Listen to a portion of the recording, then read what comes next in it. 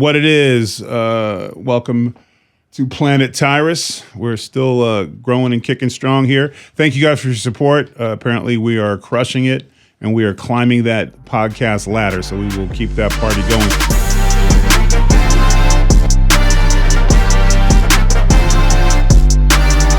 To keep the conspiracy theories going, the fun ones, not the political ones.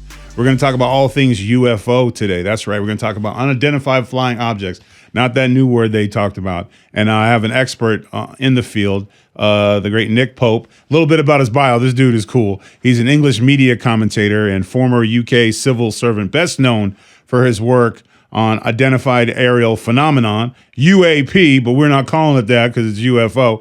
And he worked at the Ministry of Defense. What a cool job title. I worked for the Ministry of Defense. And from 1985 to 2006. And he was posted as the secretariat, which is an English word, for the boss, where his duties were including investigating UFO reports and assess any defense significance. So he was their eyes and ears in the sky for our sister country, Britain? Yeah, something like that. I mean, we obviously demand because we won.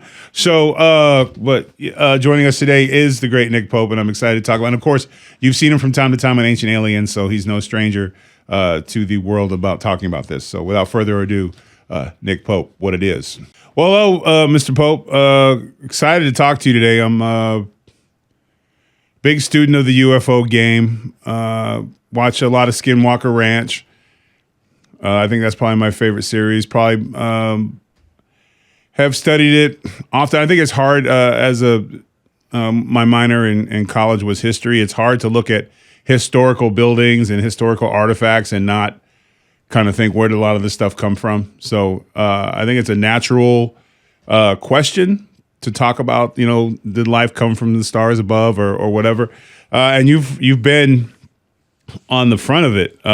Your bios pretty impressive. Like just the fact that you get to say that you work for the Ministry of Defense. I mean, that's a pretty badass term. Can you tell us a little bit about how it came to be, the connection between your career and becoming a UFO expert?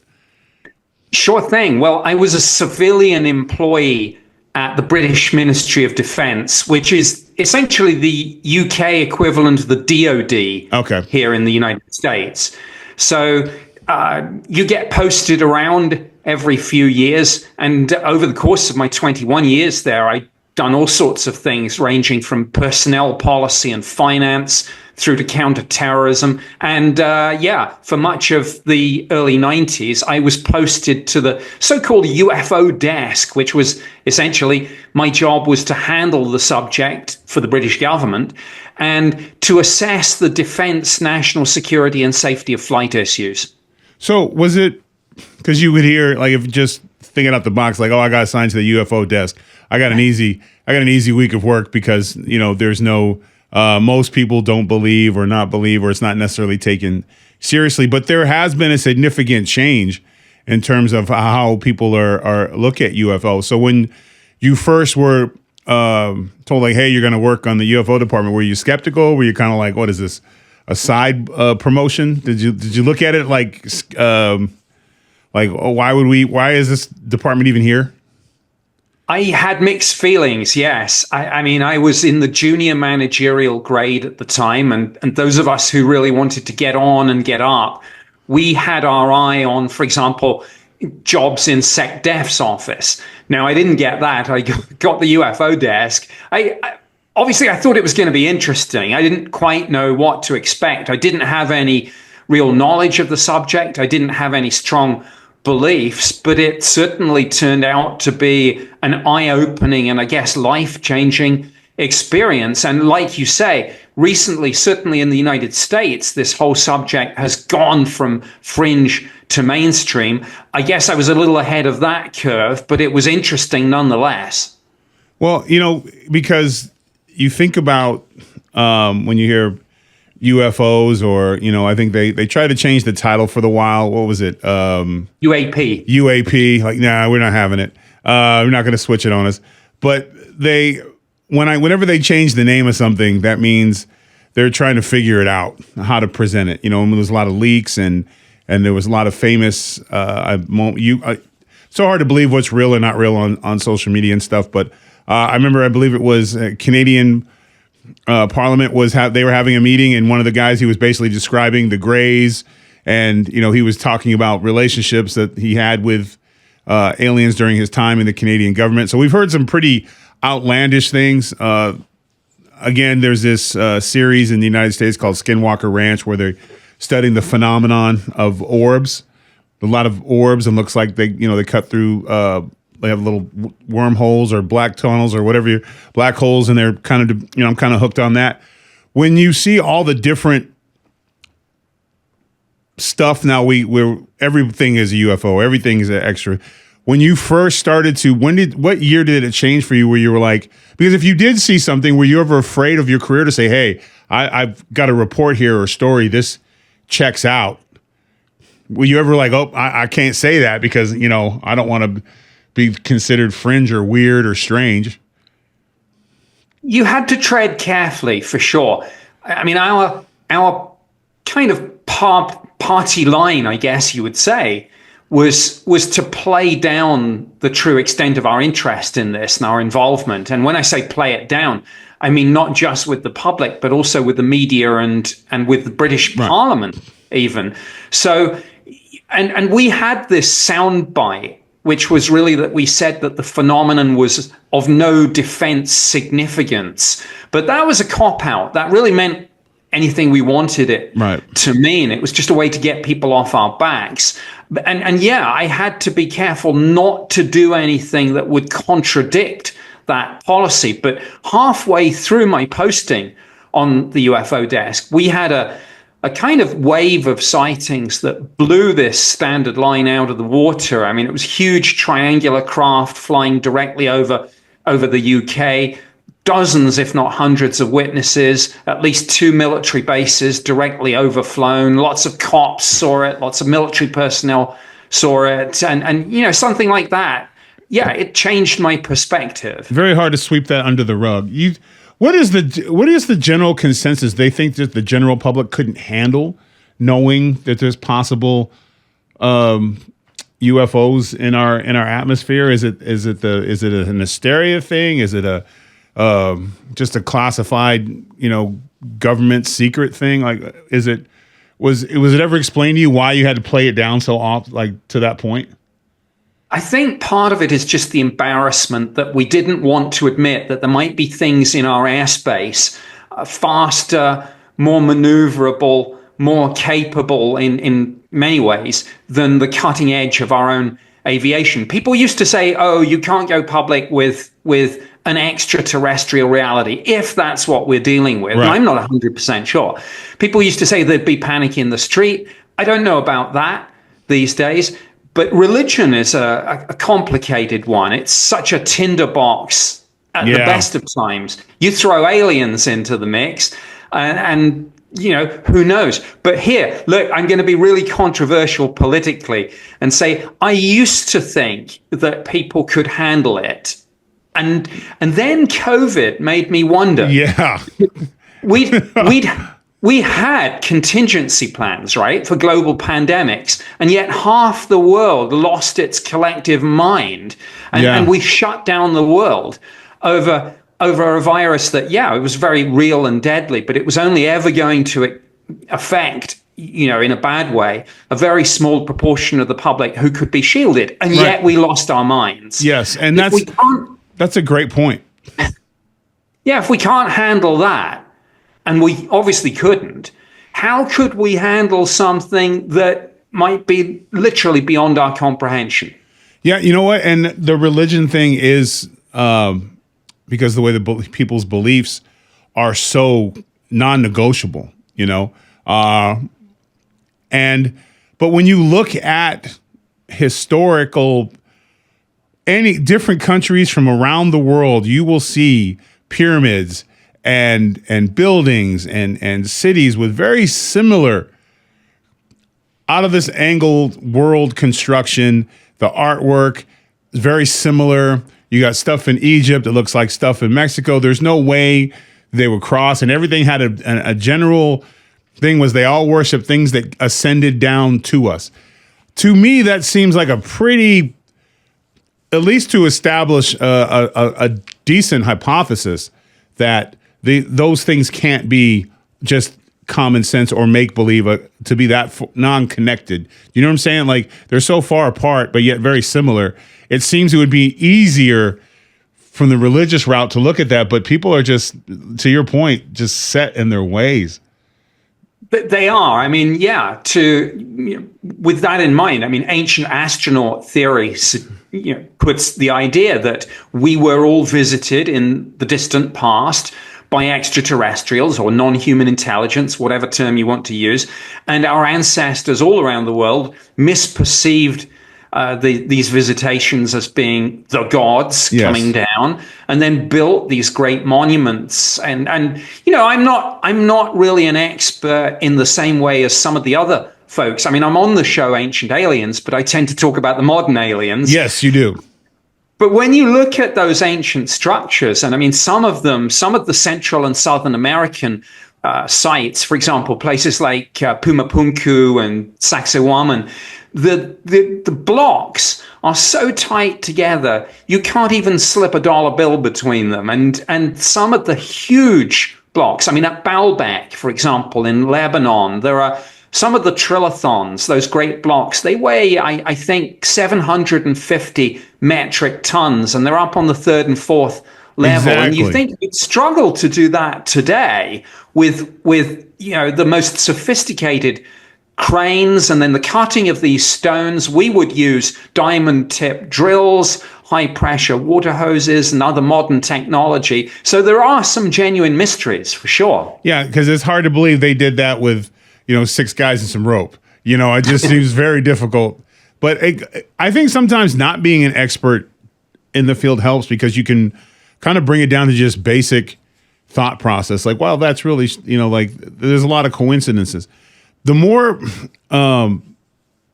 you got into working with unidentified flying objects, when was it that your perception changed? Because I think you had the right attitude going in.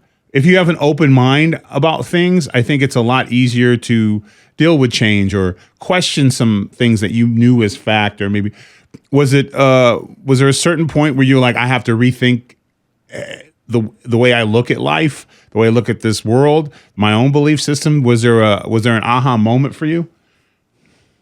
It's difficult to say. I mean, I mentioned this wave of sightings, which was 1993. Yes. That was a little bit of an eye-opener. But even before then, going back, I mean, of course, I wasn't the first person to have this job. People had been doing this since the early to mid 50s. And we'd even had sightings before that during the Second World War.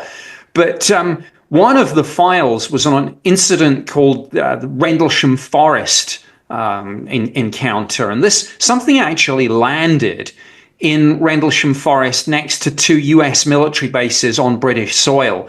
And they actually examined the landing site, for example, with Geiger counters, and they found that the radioactivity levels seemed significantly higher than the average background. So it was always that physical evidence that was most compelling to me, whether it was the radioactivity levels at the Rendlesham Forest landing site, whether it's all the pilot sightings we had where these things were simultaneously tracked on radar.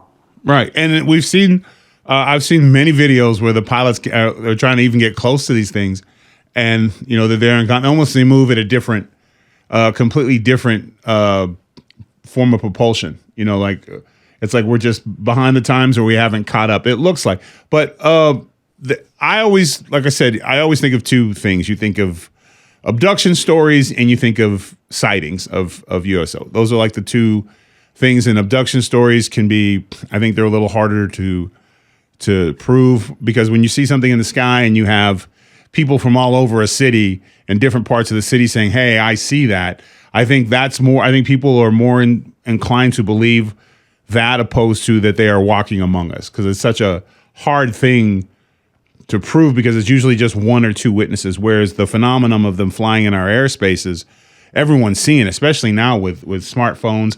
There's got to be a huge uptick in sightings because everyone is walking around with a camera.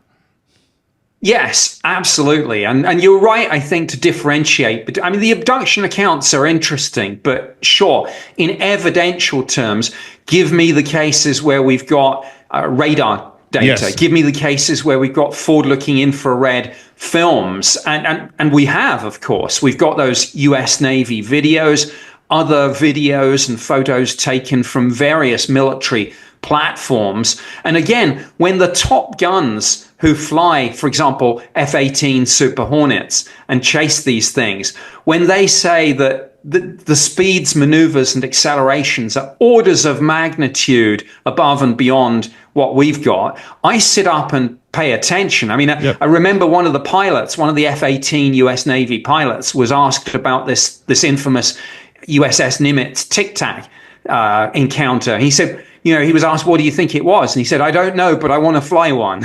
Yeah. And because it's almost like they cut on angles, not to, again, perfect lines in the squares, and they fly perfect lines in the air, which we're not even in the right shape. When when was the day where you're reading a report? Were there times you had to go investigate on the ground? Like, I've got to go to this area. I've got to see this. I've got to, interview. Like, did it get to the point where you were just dealing with because the sightings had to be, obviously you got to go through what's real and what's not, which in itself, I'm sure is a task within itself, because there's got to be so many reports.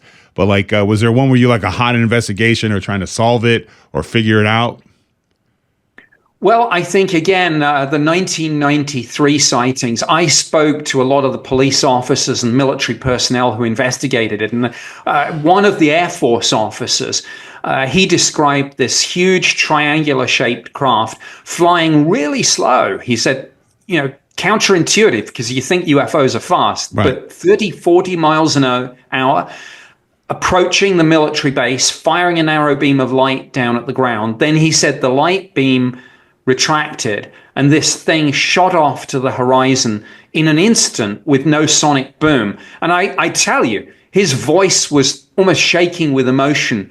And he said, Nick, I've been in the Air Force 8 years. I've never seen anything like this in my life. I mean, that is just unbelievably profound. And then why do you think the stories go away? Because that, to me, I would rather be talking about that, trying to figure that out, than try to figure out how to convince people to be Republicans and Democrats. And, it's like arguing over these little things. There is so much stuff going on that are we missing real opportunities to better ourselves as a society, or to learn or focus on other things more important? Because I would think a pilot, a decorated pilot, to say he's never seen anything like that, you would think more people would want to pay attention. Yeah, I think it has to do. I mean, that's an interesting point. I think we are all too focused, and I get why, but on the everyday, on the ordinary, on the things that we have to deal with. So it's the kids at school, the groceries, the tax bills, all that kind of stuff. The big philosophical, almost existential questions, the sort of what is consciousness, what happens after we die. Yeah, we can articulate those questions, but they're almost too big for our human minds to. It's like trying to grasp infinity. You can talk about it, but we can't really ever understand it. Right, and because I can't. No, I wouldn't even.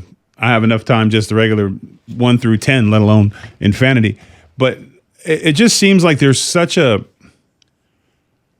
many new stories on the horizon. There's so many stories from the past and now coming to light. I know in the United States, we've had several sightings where communities have witnessed groups of unidentified ships flying over. And then, again, it's always the same thing. When they're gone, they are gone. And there is never a sound.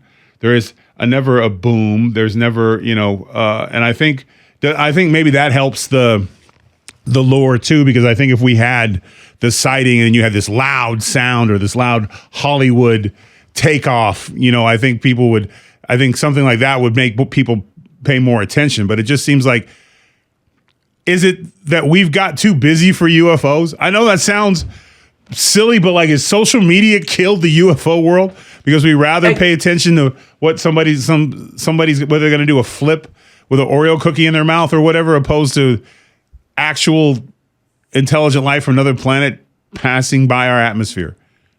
It might. I mean, yeah, these days it's almost like 24/7 content, multiple devices. It's like, hey, put them down, switch off, and look up.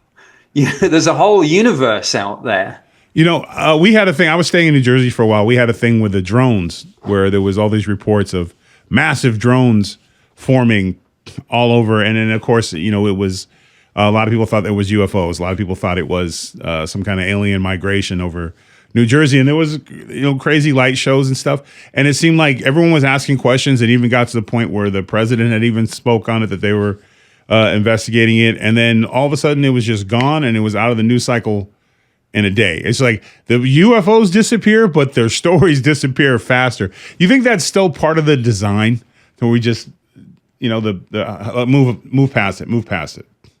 I think it's human nature. Eventually, there comes a point where an unresolved mystery, how do you carry that on? Because in a sense, you're just asking the same question and there is no definitive answer. But I think the New Jersey sightings are interesting. And it goes back to the last point you made about, this, if there was a sonic boom, maybe we could process it more. If there was a sonic boom with some of these drones, for example, when people see them accelerate away, you could very easily say, well, look, that's going to be our tech. Yes. It's just some next generation aircraft or drone. And look, some of them are. But I think that the New Jersey drones, they're multifactorial. Some of them were commercial and law enforcement drones. Some of them may be military drones. Some of them might have been from Russia and China, which could explain the secrecy. I mean, we remember the spy balloon, of course. So this does happen. But some of them may be genuinely unknown, something beyond our comprehension again. Because I'm always wondered, when is it going to happen? And you've had, and I know you've talked about it. You've had 3 books: Operation Thunder Child, Operation Lightning Strike, and the thriller Blood Brothers. In your books, do you talk? I mean, Blood Brothers. You wrote a thriller, so I'm assuming you added. Is that a fictional story, or is it just you opened up with some of the shit that's going to just blow your mind when you read it?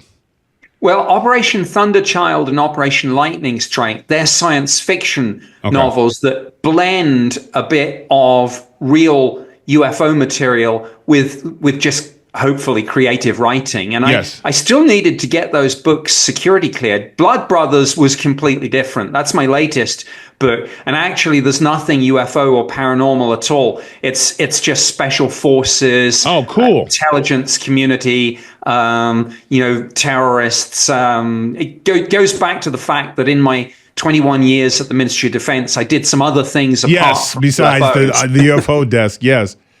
And because America, you always want to tie everything in, so you want to think that maybe there was this, that obviously whether they're here or not, I think they watch us, but they don't. I don't feel they get involved. I feel that's a general. They don't help one side or another. All of a sudden, Chinese jets now look cylinder and disappear in and out. Like they seem to be very observant. Would you agree that assessment? They seem to just kind of watch. They don't really get involved.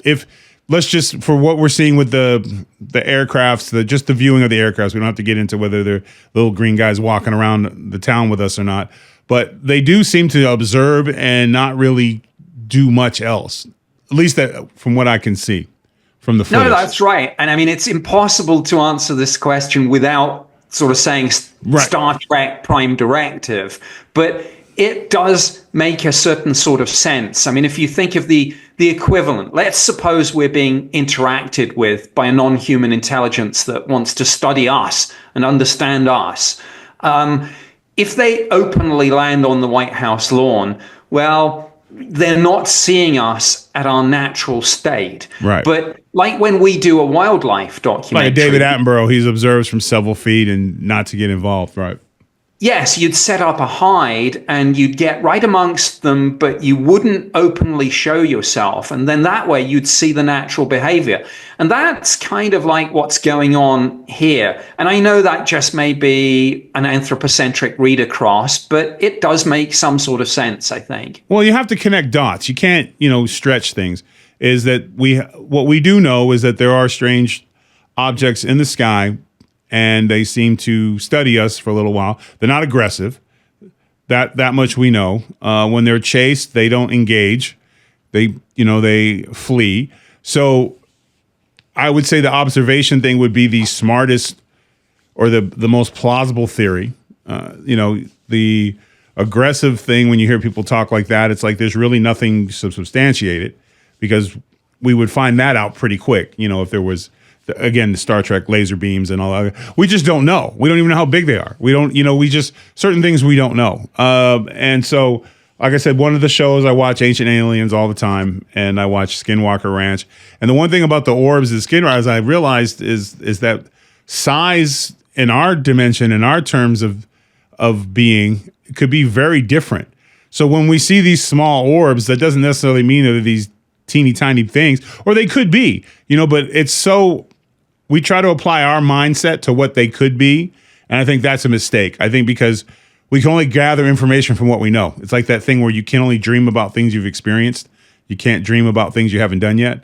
I think that has a lot to do with when we're looking at these aircrafts, trying to figure it out, trying to make some sense.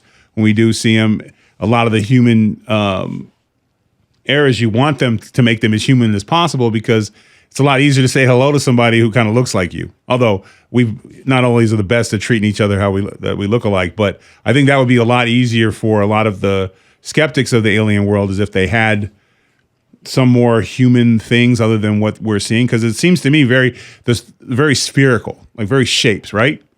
It's not anything close to what we do. No, and of course the problem with all of this is we can only, like your point about, you can't dream something that you don't know, that isn't a tangible thing that you've experienced. And when it comes to UFOs, we can only view the whole phenomenon through the culture, the knowledge, the belief system that we already have. And when we say things like UFO or orb, those are just words. They're labels that we stick on something that may be 1 billion years ahead of our comprehension. Right. Are there any movies that you have seen that you think have depicted, or books that you would recommend to someone that kind of depicts what you would say the alien or the UFO phenomenon? If someone was looking for research, or without getting too wildly Hollywood out of it, is there anything that sticks out to you with all your experience? The two favorite sci-fi movies that I think capture what might really happen in terms of the questions and just the unknowable nature of it is Contact. Yes. Is the first one. I was going to say that. Yes.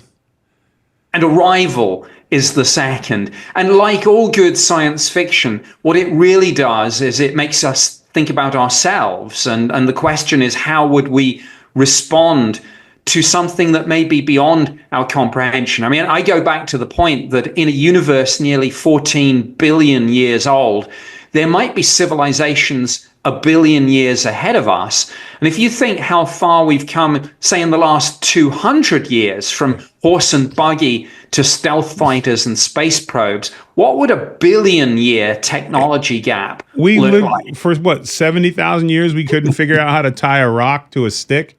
Then all of a sudden we did. Next thing you know, we have a spear, and then the spear turns to an iPad.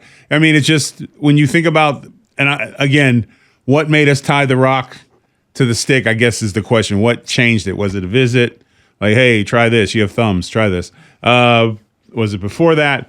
But yeah, that is such a great point. The 1 billion year head start, even up 10,000 year head start, to where we are. But to have space travel, and then to be able, because the more we learn about space, the more it is better to be small in space than it is to be big.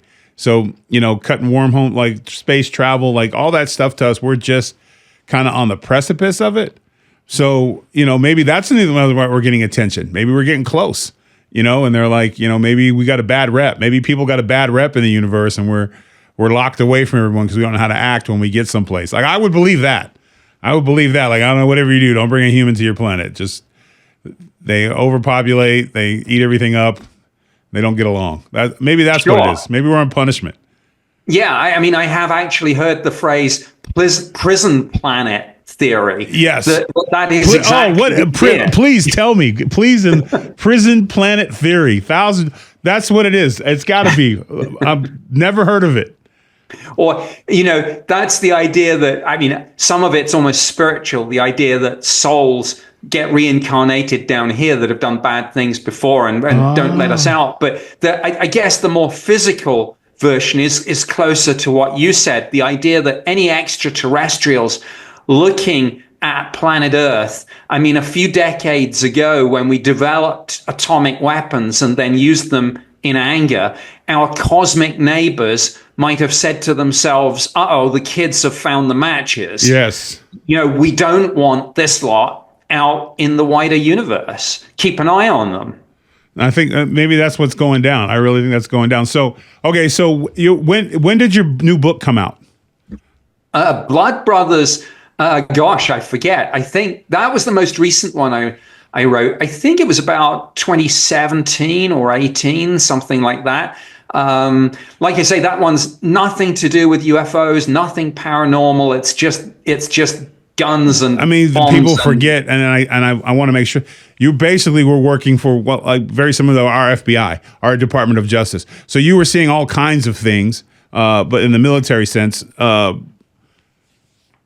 Well, closer to the DOD. Yes, yeah.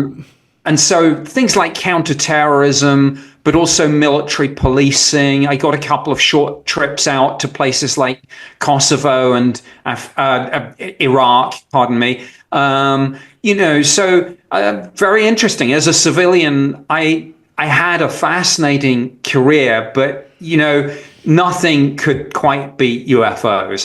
That's the, hey, look, I've got the bragging rights at parties when people say, hey, because you literally sat at the desk, the official desk for the UFOs.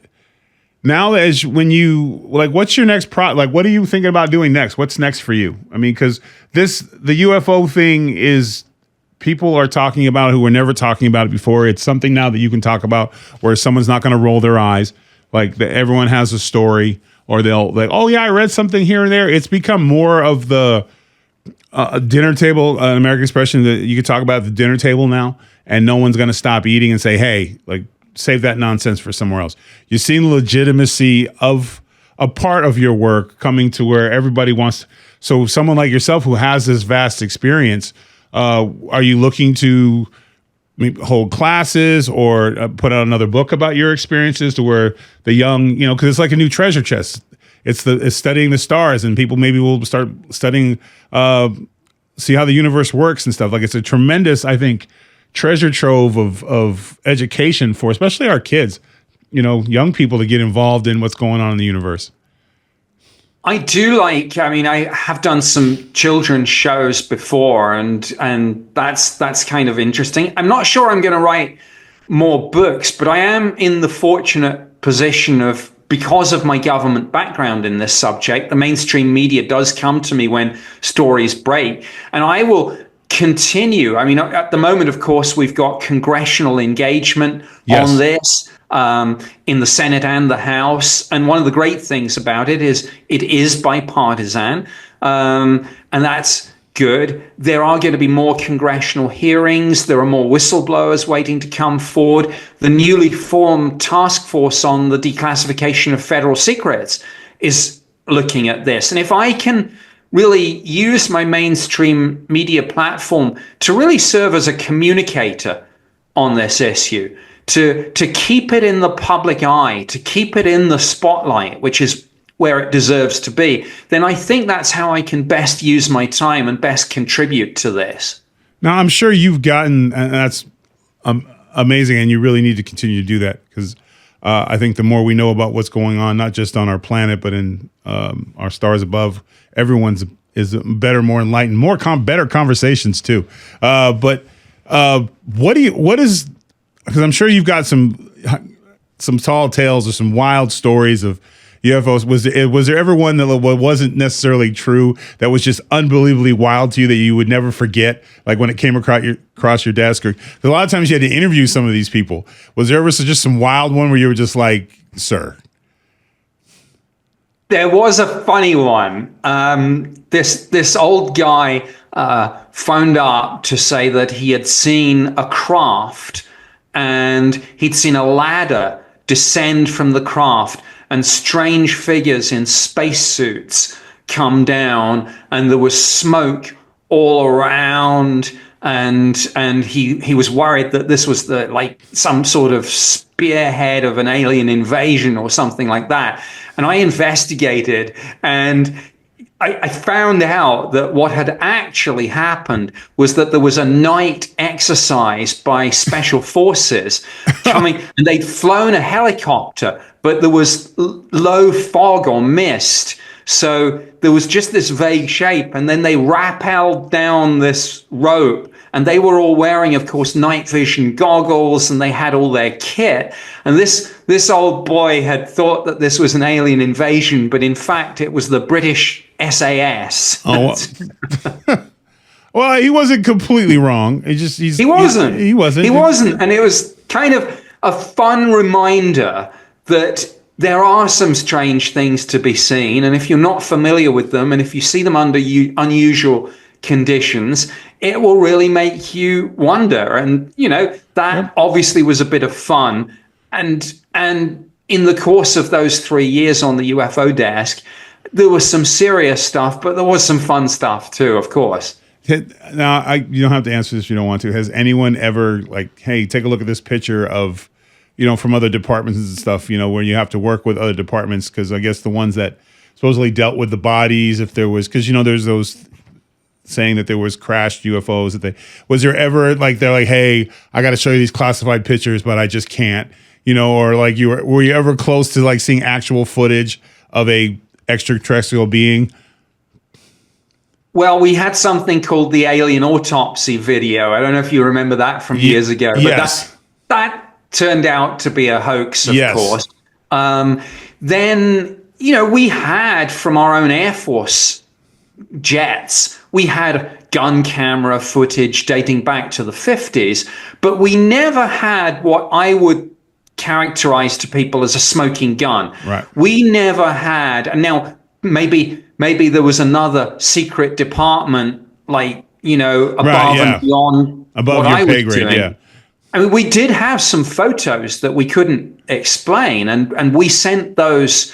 When we got photos and videos, we sent them to intelligence community imagery analysts, and sometimes they would come back and say, hey, this is not an aircraft, it's not a missile, it's not a drone, it's not an airship, it's not a weather balloon. We have no idea what it is. We have no idea how it even stays in the sky in terms of energy, propulsion system, the aerodynamics. So those cases were interesting, but sadly, no absolute spaceship in a hangar smoking gun. Not that I ever saw. Okay. Yeah.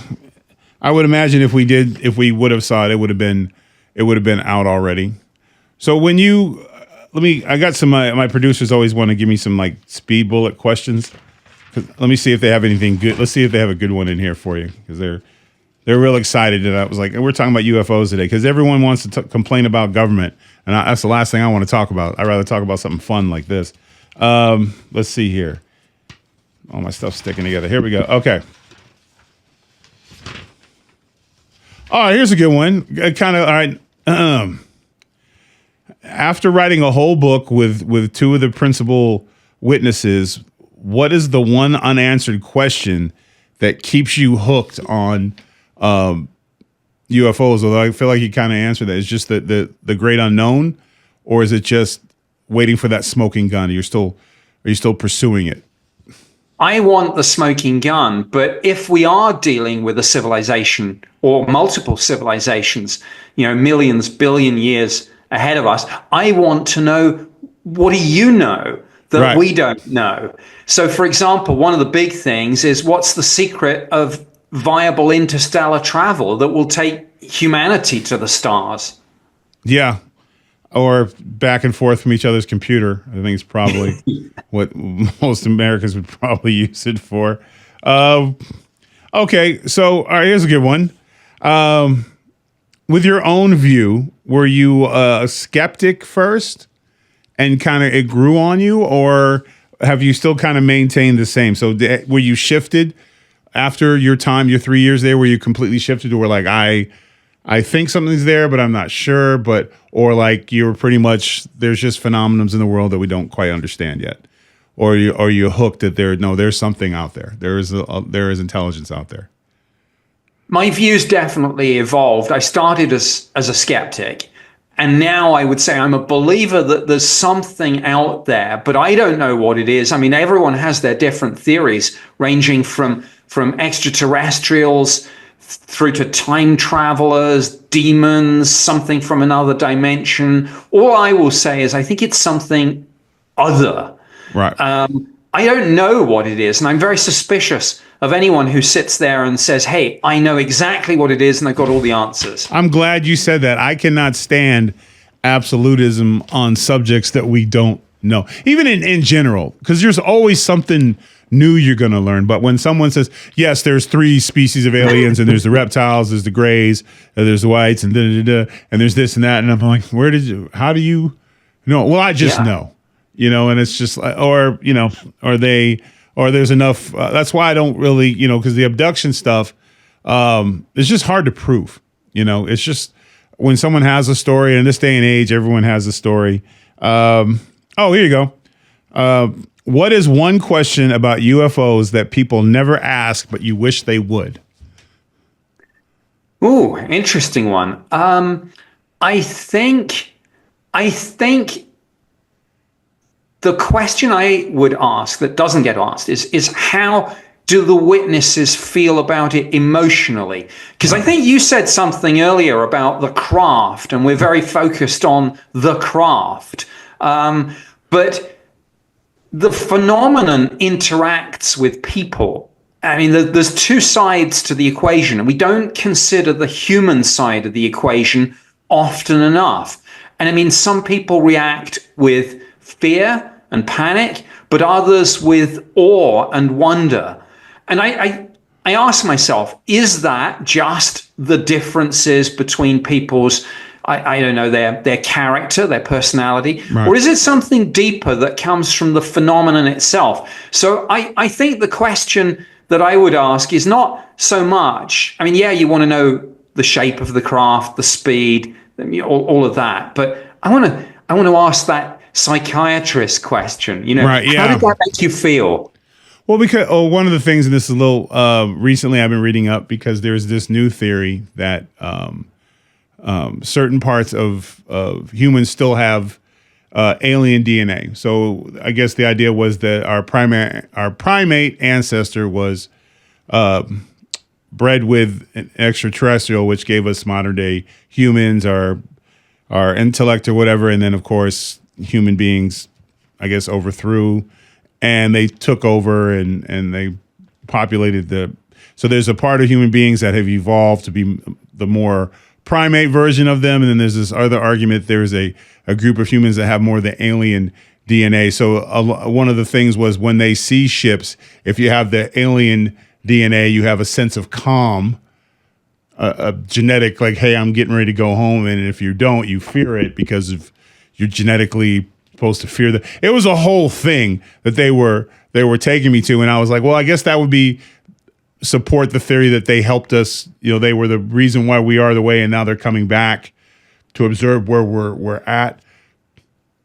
That to me seems wild. That's a pretty wild thing, yes. But that seems to get it's a lot of. I guess the kids call it TikTok. Is that what it's called? TikTok. There's a lot of that on TikTok that we are all bred with aliens originally. Ever have a report of that? Like a deadbeat dad alien showed up to check on his kid and he double parked his UFO outside the house. Like, I mean, some of the wildest theories that are out there. How do you? Because I imagine every theory, if I'm hearing it, you got to get dossiers and books, and letters and all kinds of information. Like, you got to investigate this.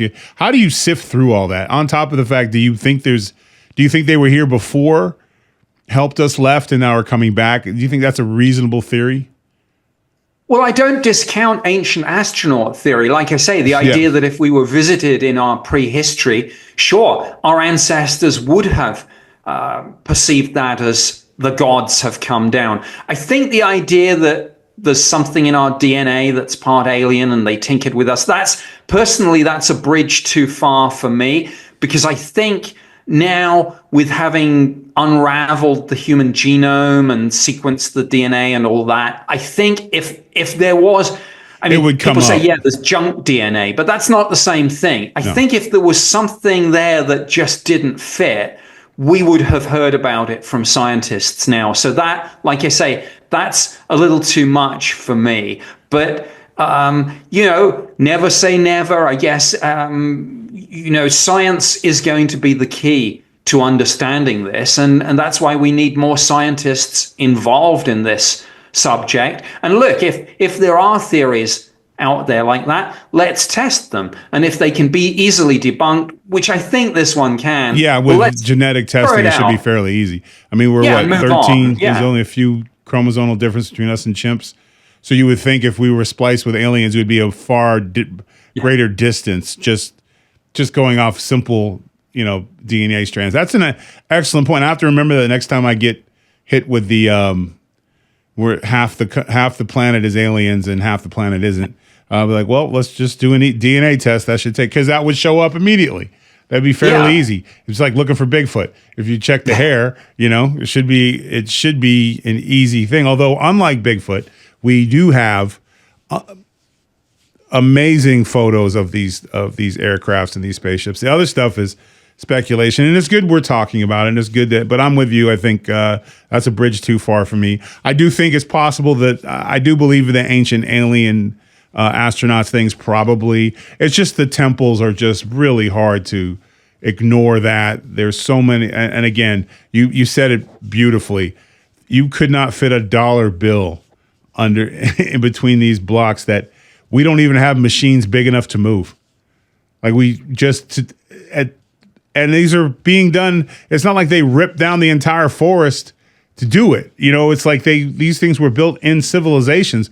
So you would think they would have to tear up the entire landscape just to build one of these temples with these giant stones. I mean, you would think it's not like they could just drag it. I mean, obviously we weren't there, but that to me, when it comes to the ancient alien astronauts, that to me is the biggest thing. Is when you see the artwork, I think that's pretty compelling evidence that we did have a helping hand, because we can't recreate it.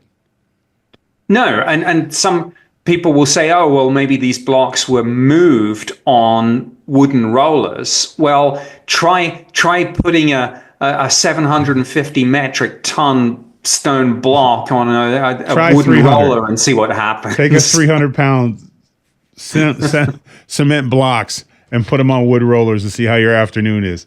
Like, I just,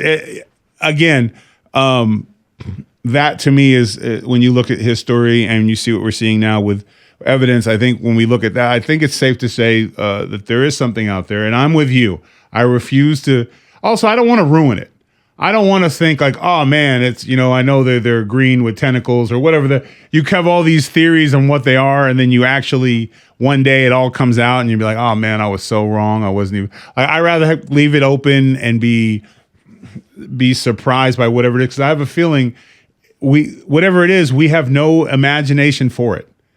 Absolutely, like we have no idea what's going to be. Like, just look in the ocean. So many different forms of life. We have no idea what was, what could be or what it is, how small, how big. It might be vape, might even be completely. We don't know what evolution is. It could all be electricity. We just don't know.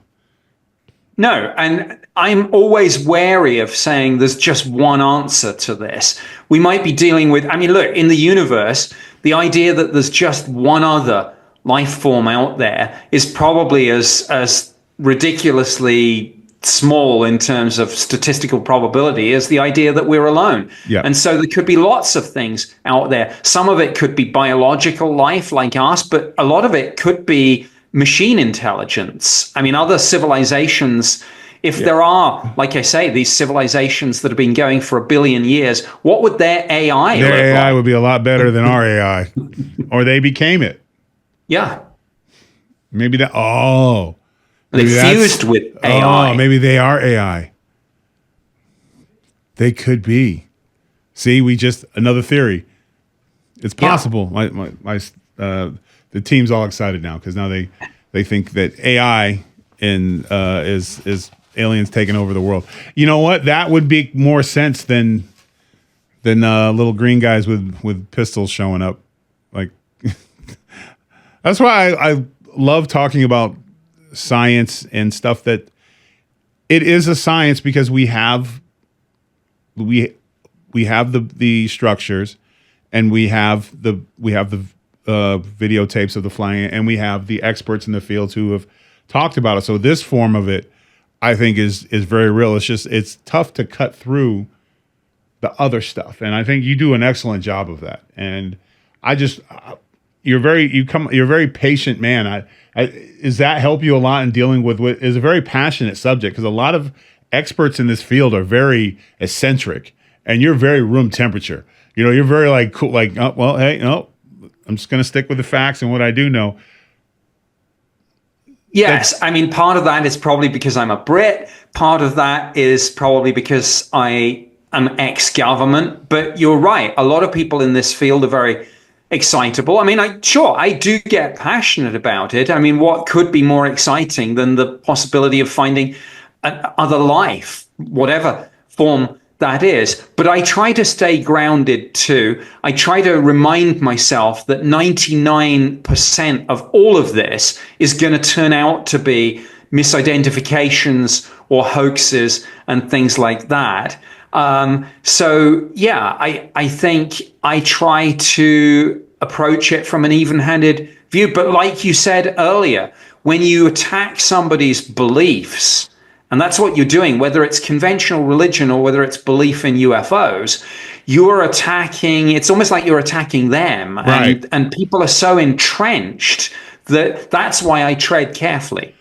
Well, you have to, because you're told one thing your entire life, and then somebody goes, well, actually, this happened.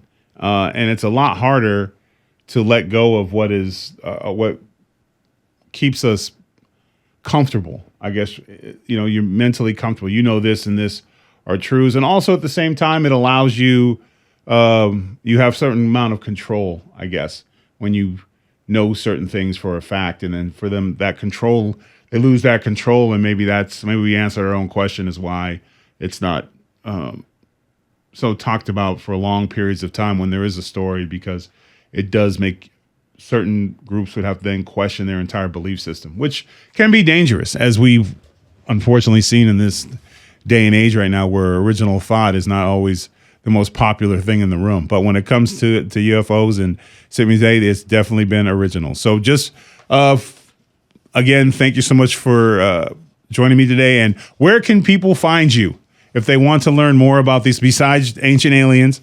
Check him out on there. He's got 3 awesome books. One is about non-alien stuff, but I'm sure it's a good, exciting read. And so where can people find you? My website is nickpope.net. That's got some basic information about my government background in UFOs.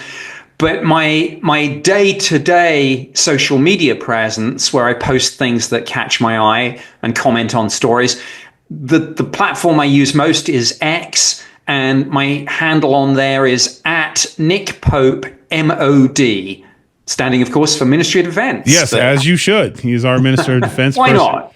And you have slayed it, sir. And just one more thing before I let you go. If somebody sees something, who should they report to, or what's typically the best thing to do if someone does see something? If you do see something in the sky, you record it. You don't want to, call the local police department and freak them out, or yourself. Like, where does somebody go if they do have information they want to share, or if they've witnessed some of the phenomenon in the sky? If they're in the military, then they can go to the Pentagon's unit called AARO, so just AARO.mil. if they're civilians, they can go to a civilian group like the Mutual UFO Network, MUFON.com. But I would also say to people, contact the media, get the story out. I mean, the media love photos and particularly films of this. So don't keep your story to yourself. As the old saying goes, if you see something, say something. Awesome. If you see a UFO, please say something. All right. Well, hey, man, it's been an absolute pleasure. I'll have to have you back soon. Appreciate your time, sir. Thank you very much. I've enjoyed this conversation. Thank you. Me, myself as well. All right. Now it's time for Tyrus's coaching tip. Tip. When you go out to eat, tip.